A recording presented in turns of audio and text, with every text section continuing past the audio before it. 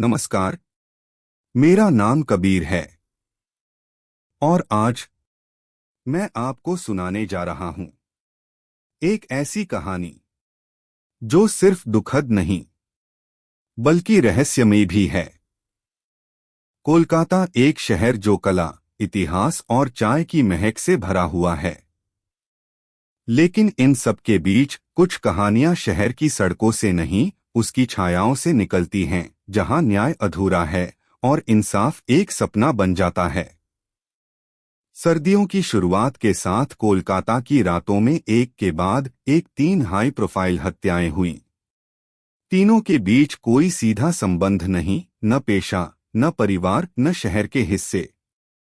लेकिन एक नाम इन सब के बीच धीरे धीरे उभरने लगा। सोनिया मिश्रा, एक साधारण सी एनजीओ वर्कर, और एक शख्स, एस बोस, शहर का सबसे अनुभवी लेकिन अब थका हुआ जासूस। हर लाश के साथ एक संदेश था, लेकिन वो कातिल का पागलपन नहीं, बल्कि एक शांत, सुनियोजित न्याय की घोषणा थी। जैसे कोई बीती चीखों को शब्दों में ढालकर उन कानों तक पहुंचा रहा हो जो कभी बंद थे। आखिरी गवाह एक मनोवैज्ञानिक थ्रिलर है जो न्याय, अपराध और पछतावे की जटिल परतों को उघाड़ता है। यह कहानी पूछती है, जब सिस्टम सो जाए और समाज मुंह मोड़ ले तो इंसाफ कौन करेगा। कभी कभी गवाह खुद ही हत्यारा बन जाता है और कभी हत्यारा ही आखिरी गवाह। यह कहानी आपको अपराध की तह तक नहीं, अपराध के पीछे की भावना तक ले जाती है। पहला निशाना, राकेश मेहरा, बैंकर। राकेश की लाश उसकी लाइब्रेरी में पाई गई। गला रेता गया था, लेकिन चौंकाने वाली बात, उसकी आंखें खुली थीं और चेहरा एक मुस्कान में जमे हुए था। बोस को अजीब लगा, ये डर की मौत नहीं थी, ये शर्म की मौत थी। उसके टेबल पर एक चिट्ठी पड़ी थी। एक में 3 बाकी बचे हैं। दूसरा शिकार, दिलीप शर्मा, मॉल मैनेजर। दिलीप अपनी ही मॉल की पार्किंग में मृत मिला, गाड़ी के अंदर, दम घुटने से। स्टेरियो पर वही पुराना गाना चल रहा था जो राकेश के घर मिला था।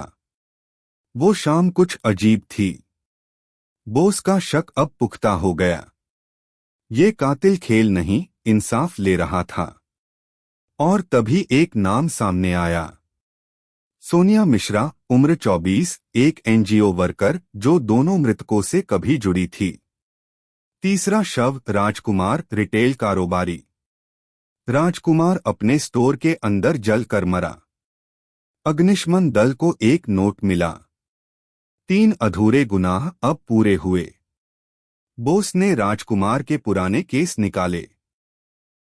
तब उसे 2019 का एक केस मिला, एक गोवा ट्रिप में शामिल 3 दोस्त और एक होटल ट्रेनी लड़की, सोनिया मिश्रा। केस बंद कर दिया गया था, प्रमाणों के अभाव में। जांच अधिकारी एस बोस। बोस के हाथ कांपने लगे। वह कौन थी? बोस ने सोनिया की तलाश की और उसे वह मिल भी गई। सोनिया शांत थी, मददगार थी, जैसे किसी मासूम का चेहरा। बोस ने उसका पीछा किया। उसके घर में दाखिल हुआ। दीवारों पर तीनों मृतकों के फोटो, हर एक के नीचे लिखा था। वो चीखती रही और तुम सब देखते रहे। बीच में एक चौथा फोटो बोस का। बोस ने तय कर लिया, वो सोनिया को पकड़कर कानून के हवाले करेगा।